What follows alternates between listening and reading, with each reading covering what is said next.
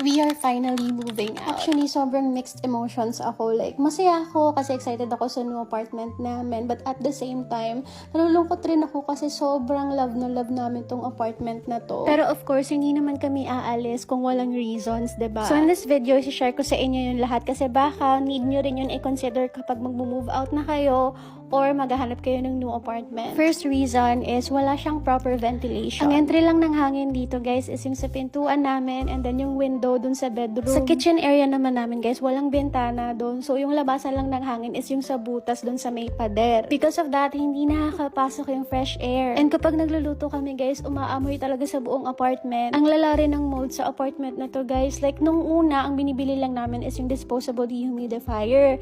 And then, na-realize namin hindi siya talaga nag-work at all. So, bumili kami nung disaksak. Pero, ganun pa rin, guys. Meron pa rin mga molds. And alam nyo naman, guys, diba, sobrang toxic talaga ng molds and hindi siya maganda for the health. So, anything na kahoy, na furniture namin, tinutubuan talaga ng molds. Kahit na anong punas mo, bumabalik lang siya. Tinry na rin namin yung sukang puti, pero walang effect, bumabalik lang din. Tapos, yung mga gamit namin, guys, mga furnitures namin, lahat ang greasy niya, ang greasy ng texture. Imbes na alikabok, ang greasy, diba? Hindi ko alam paano siya ma-explain. Basta pag itatouch mo yung appliances mo, like for example, yung ref mo, kapag i-swipe po yung kamay mo, meron siyang oily na texture na hindi ko ma-explain. Tapos, diba, hindi nga maganda yung air quality dun sa loob ng bahay, tapos nagkakamolds yung mga furnitures namin.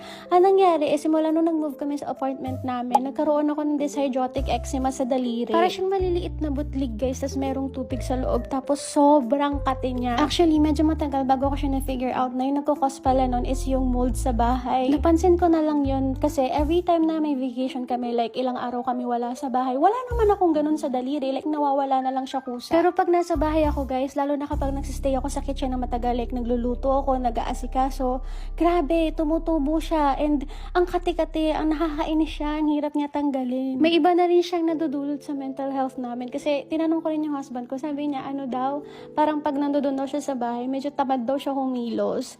Tapos, nagkakaroon na rin kami ng brain fog. And sinearch ko yun, guys, sa internet. Isa yun sa mga nagiging effect ng molds. So, ayun. Yun talaga yung main reason. Second reason kung bakit kami lilipat is because we need bigger space. Meron kasi akong rental dresses na business and yung apartment na yun, small lang talaga. One bedroom lang siya. So, hirap na hirap talaga ako mag-film ng mga contents there. Third reason naman is merong bagong lipat na tenant sa upstairs namin na unit. And yung pigitan kasi namin, yung floor nila, hindi siya semento. Ano lang siya, parang kahoy lang. Tapos yung mga tenants doon, guys, meron silang alagang aso. And grabe, guys, ang ingay nung aso nila. As in, rinig na rinig kapag natakbo since kahoy nga lang yung kisame namin.